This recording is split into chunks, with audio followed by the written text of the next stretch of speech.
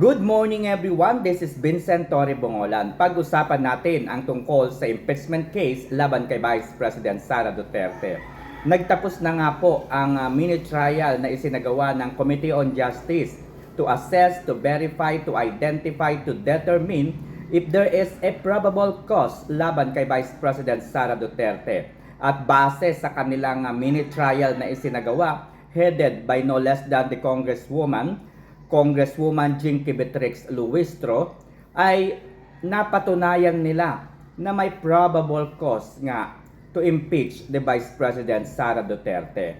Pero mga kaibigan, kung tayo po ay mabibigyan ng pagkakataon para maipaliwanag at kung maibibigyan tayo ng pagkakataon na ma-interview ng kahit anong media outfit, ito po ang aking sasabihin.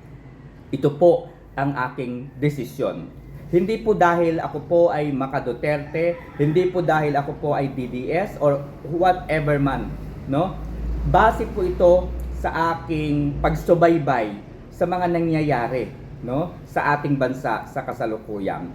Kapag nagdesisyon po kasi tayo, hindi lamang nakatuon yung ating isip, yung ating puso at yung ating kumbaga pananaw, no, sa iisang aspeto lamang, doon sa iisang linya lamang. Hindi po tayo parang kabayo na mayroong takip ang magkabilang gilid ng mata at nakapokus lamang sa gitna. Hindi po tayo ganoon kapag nag-analyze ng isang sitwasyon. Kailangan nating i-consider ang mga nangyayari sa paligid. Okay? So, ang aking verdict ay dismissed ang impeachment case laban kay Vice President Sara Duterte. Una, noong nakaraang taon ay dinismiss po ng Korte Suprema ang impeachment case laban kay Vice President Sara Duterte. Void ab initio because mayroong nilabag ang House of Representatives. Ito po yung 1 year na pagsasampa ng impeachment complaint sa isang tao, sa isang impeachable official, minsan sa isang taon lamang. At dahil nilabag ito ng House of Representatives, na-dismiss ang impeachment case na yan.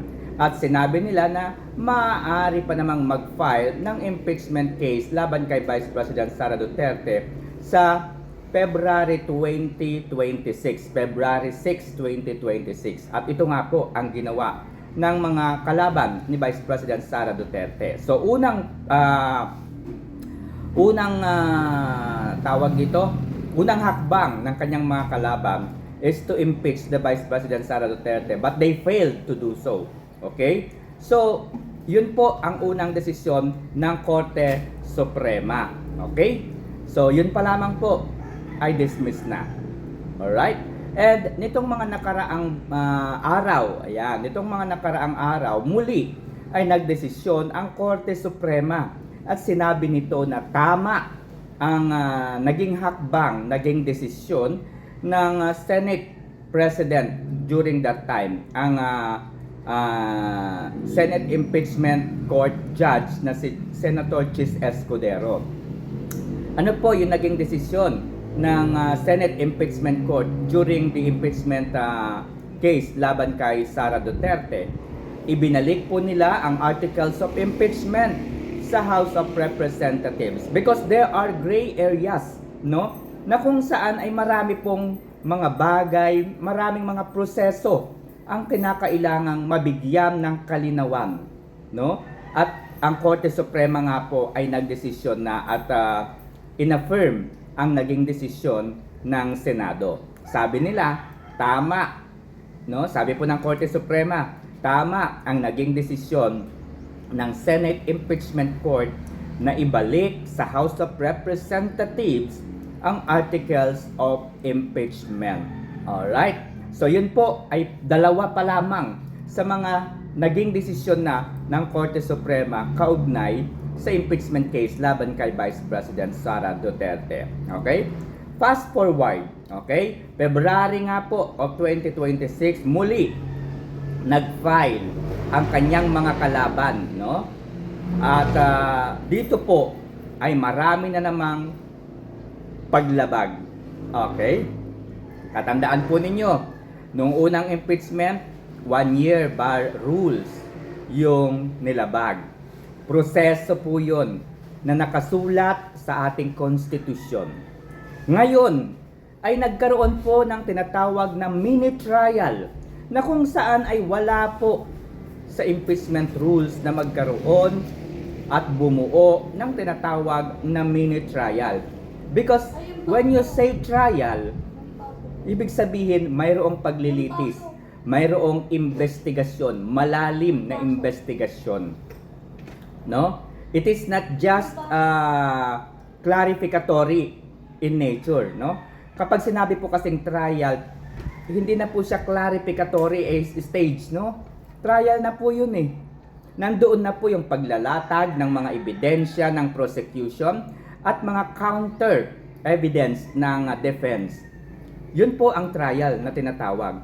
And binuo po ang mini trial according sa Committee on Justice Chairman Attorney Jinky Beatrix Luistro, yung abogada po no, na nagtago ng kanyang asawa na mayroong kasong rape. Ayan, si Attorney Jinky Beatrix Luistro, ang abogada ng kanyang asawa na kung saan ay itinago niya yung kanyang asawa na mayroong kasong rape. No? So, nagkautang po sila sa law firm ng asawa ni Vice President Sara Duterte na si Attorney Mans Carpio. Imagine 8 million is 8 million. Alright? So, balik po tayo dyan. Binuo po ang mini trial na wala naman po sa any impeachment procedure. Isa po yan muli sa paglabag ng proseso. Pangalawa, ang pag-iimbita ng mga opisina ng ating gobyerno para lamang mapatunayan na mayroong probable cause yung ipinail na impeachment case laban kay BP Sara. Saan ka nakakita? Nag-summon sila, no, ng mga opisina, NBI, BIR, AMLAC, COA, and so on so forth. Mga bagay po na wala doon sa papel, doon sa mismong impeachment case. Ang tawag po dyan ay pagdadagdag. Alright? So, ibig sabihin mga kaibigan, dapat nandoon sila sa stage na kung saan ay dinedetermine nila if there is a probable cause. No? Dapat nandoon sila sa stage na dapat nilang patunayan na mayroon nga na probable cause laban kay Vice President Sara Duterte. Subalit, dahil wala ito doon sa mismong complaint, no? Wala ito doon sa mismong impeachment complaint. Ano ang ginawa nila? Lumalabas na parang binubuli nila ang kampo ni Vice President Sara Duterte. Lumalabas na binubuli nila ang ating konstitusyon. Alright? So, paanong binubuli? Ano ba yung ibig sabihin natin diyan? So, dapat ang nagrereklamo ang magbigay ng patunay na mabigat at mayroong probable cause yung kanilang kaso. Nasa kanila yung burden of proof. Pero dahil wala silang concrete evidences and proof, ang nangyayari ngayon ay binubuli nila ang konstitusyon, binubuli nila ang vice-presidente, ang kampo ng defense. Sa paanong paraan? Ganito po yan. Sige nga, kung hindi ka nagnakaw, buksan mo, payagan mo kami na busisihin ang iyong bank records. 'Di ba? Ganun po 'yon. Sige nga, kung wala kang nilabag, kung wala kang nilustay na pera, hayaan mong busisiin namin ang iyong income tax return. Hayaan mong tignan natin, suriin natin ang AMLAC record. 'Di ba?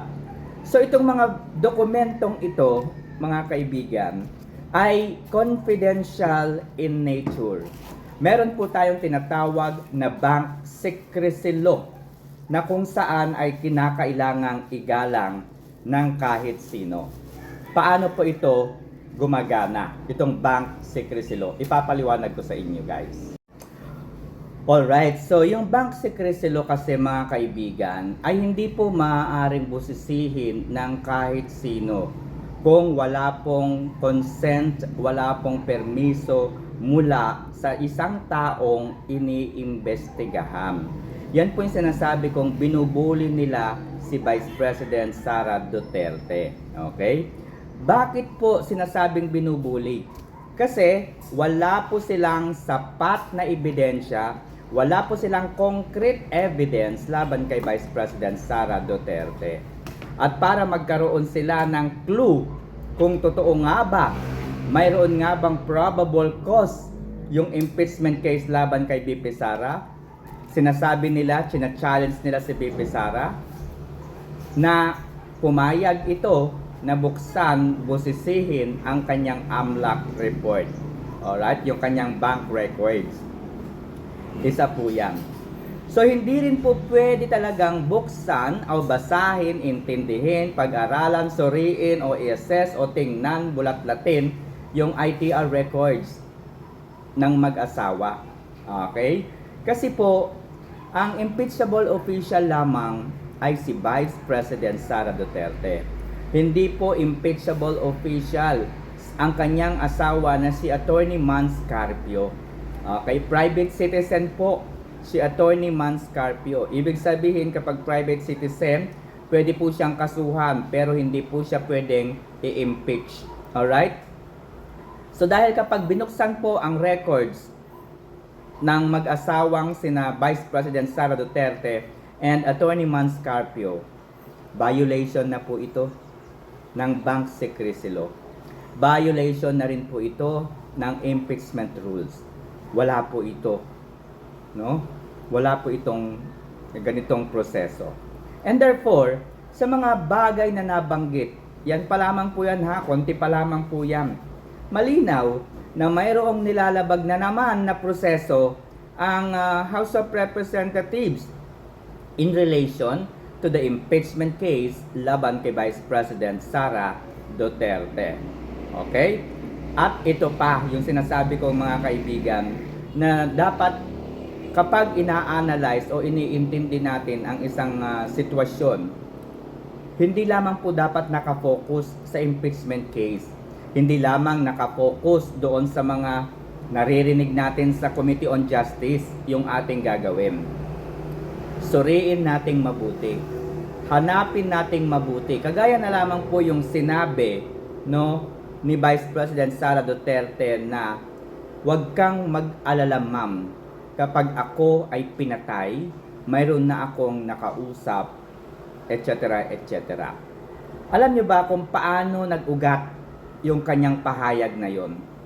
Mayroon pong nagtanong sa kanya. Okay? Na nag-aalala sa kanyang buhay. Mag-ingat ka ma'am dahil baka totoo yung ganitong balak nila sa inyo. Baka pain ito.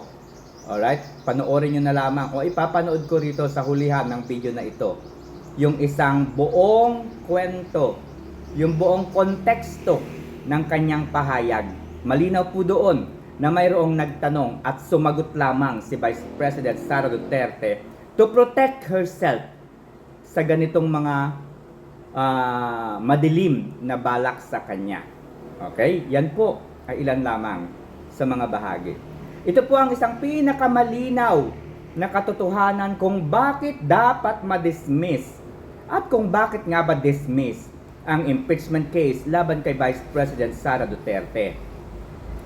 Kung talagang nilustay ni Vice President Sara Duterte ang 125 million pesos na confidential fund nito, bakit umaalingaw-ngaw sa oral arguments ng Korte Suprema kung paano binaboy ng Pangulo, kung paano binaboy ng mga kongresista, kung paano binaboy ng Secretary ng Department of Budget and Management at kung paano binaboy ng mga tauhan, ng mga engineers, ng DPWH ang kanilang budget.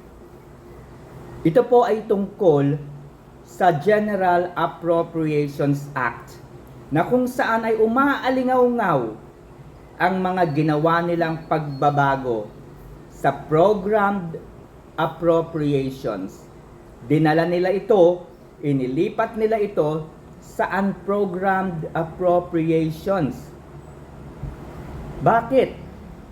Kinakailangang ilipat yung pondo na nandoon sa programmed at ililipat sa unprogrammed appropriations. Bakit? Dahil ang program appropriations, mga kaibigan, ito po yung plano talaga. Ito po yung nakasaad sa Net Expenditure Program na nasa priority ng Pangulo. Okay? Bago po buuin ang GAA, nagsusumiti ang Pangulo ng Net Expenditure Program nito. At nagkakaroon po ng budget hearing ang Kongreso.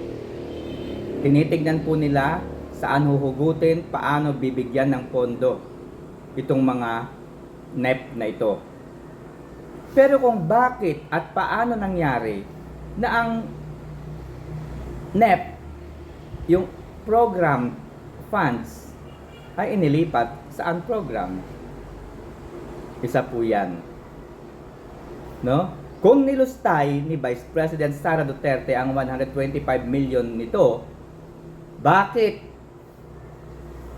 ang Korte Suprema ay kitang-kita ang kagaguhan ng administrasyong ito sa budget ng bansa?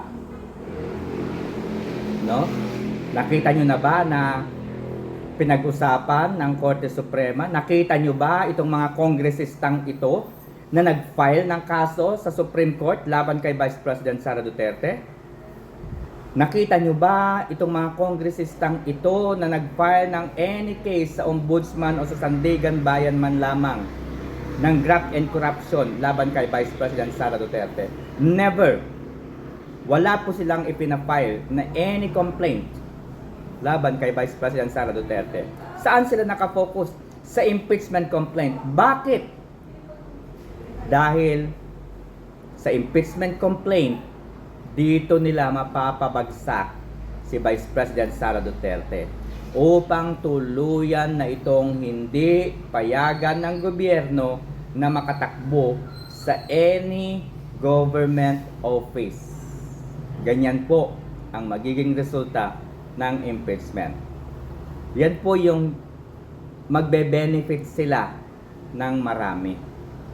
Okay? Inuulit ko, kung talagang mayroong pagkakasala si Vice President Sara Duterte, bakit ang umaalingaw-ngaw ay tungkol sa flood control?